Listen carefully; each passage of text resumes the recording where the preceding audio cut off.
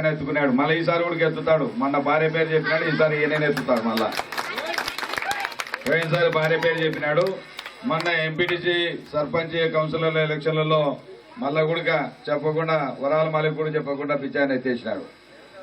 ఏమైనా ఎప్పుడైనా ఆయన పిచ్చాన్ని ఎత్తుకుంటాడు. మాట్లాడేటప్పుడు ఎంతసేపు ఉన్నా దుర్మార్గమైన మాటలు. వాడు ఆ నా కొడుకు ఎట్టా, ఈ నా కొడుకుని చెప్తా కొడతా, వాడిని కాలుతో కొడతా, ఈయన్ని కాలుతో, నీకు అనేటోళ్ళు లేకంత ఆఖరుకు చేతగా సభ్యత సంస్కారం లేకుండా మాట్లాడుతున్నాడు. కట్టెలతో కొట్టండి, లేకపోతే నేను మనుషులు పంపిస్తా మీ చేత కాకపోతే అంటే ఎంతమందిని పొడిచినాడో ఆయన. ఎవడైనా రామరాజ్యం అంటే బుడ్డారాజ్యం తెచ్చానంటే సుశాంత్ చంపినట్టు చంపుతానని మన అవసరమా? ఓట్లేసి చంపించుకోవడం, ఓట్లేసి చంపించుకోవడం, ఓట్లేసి తిట్టించుకోవడం మనకు అవసరమా? మళ్ళీ అట్లాంటి వ్యక్తులు అవసరమా మనకు? చోర్నా ఉస్కు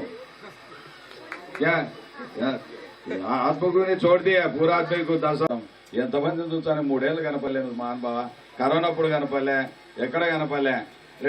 వాడు అక్కడ ఒక ఆయన అన్నాడు, నేను ఈ లోకేష్ బాబు పప్పు బాబు ఉన్నాడు, ఆ పప్పు బాబు కూడా రాసుకుంటుంటాడు, ఈయన రాసుకుంటుంటాడు. ఏం రాసుకుంటారు వీళ్ళందరూ కలిసి? ఏం చేస్తారు? ఏం మీకలేరు,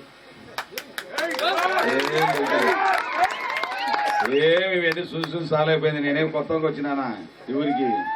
14 ఏళ్ళే నేను వచ్చి. ఎక్కడన్నా జరిగిందా ఏమన్నా ఒక మూలన ఏమన్నా కదిలిందా? ఏం తెగదు, తెల్లవారదు, ఏం కాదు. అంటే అటువంటి వ్యక్తులు దుర్మార్గులను దూరం పెట్టాలి మనం.